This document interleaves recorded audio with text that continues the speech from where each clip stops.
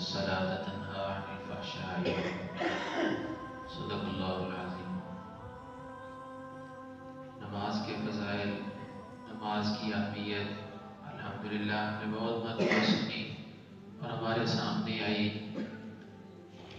اس فضیلت کو مد نظر رکھتے ہوئے اگر ہم نماز ادا کریں تو جو آگے فرمایا ان الصلاۃ تنہا عن الفحشاء والمنکر کہ نماز انسان کو برے کاموں سے، گناہوں سے روکتی ہے، تو وہی نماز ہوتی ہے جس کو ہم اس کے فرائض و واجبات کا اہتمام کرتے ہوئے ادا کرتے ہیں۔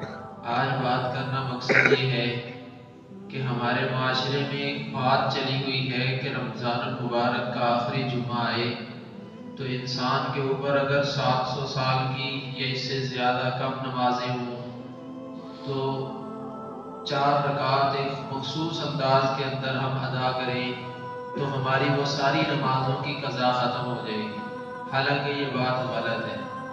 حدیث کی روح سے اگر دیکھا جائے تو کوئی بھی ہمیں ایسا ثبوت یا کوئی بھی حدیث کا حوالہ ایسا نہیں ملتا جس کے ذریعے سے یہ بیان کیا گیا ہو کہ انسان کی اگر زندگی کی نمازیں قضا ہے تو رمضان المبارک کے آخری جمعے میں ایسے پڑھ لے۔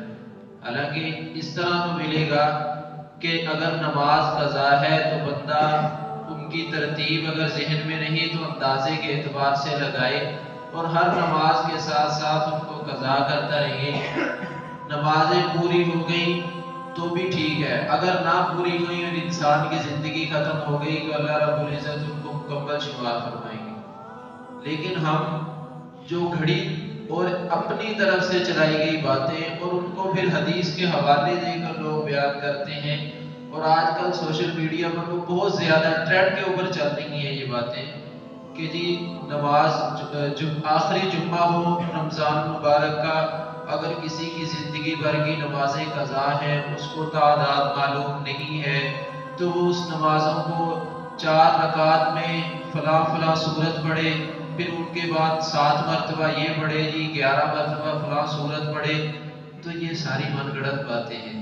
حقیقت یہی ہے کہ جو نماز قضا ہوئی ہے اس کو پڑھنا پڑے گا، کیونکہ اللہ رب العزت کی طرف سے یہ فرض حکم ہے، اور فرض حکم بھی وہ ہے جو ایمان لانے کے بعد انسان کے اوپر سب سے پہلے آتا ہے۔